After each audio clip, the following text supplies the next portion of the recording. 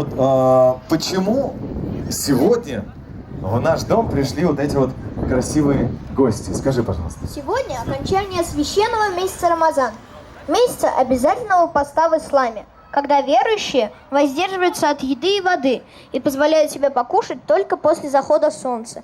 Это называется ифтар. بشهر الخير ومقدمه ينيخ الطهر مطاياه وينفح عطر سكينته أنسا تتسامق أصداه. السلام عليكم. تتسامق أصداه. Исламмасыз? Здравствуйте! Привет! Вот это вот здорово! الطهر مطاياه وينفح عطر سكينته أنسا تتسامق أصداه أنسا تتسامق أصداه. كم فيه نعيما ننثره بالحب لنصفو ونحياه. كم فيه نهدل حنجرة بطيب الذكر ونمناه.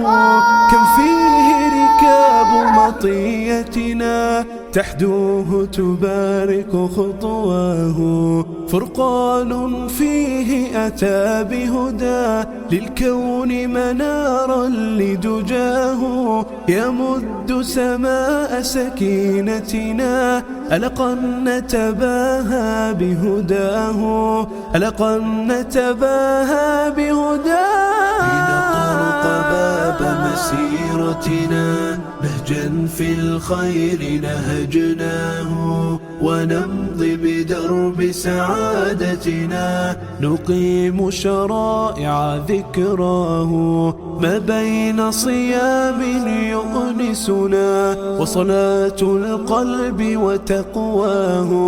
وصلاة القلب وتقواه. بشهر الخير ومقدمه ينيخ الطهر مطاياه وينفح عطر سكينته أنسا تتسامق أصداه.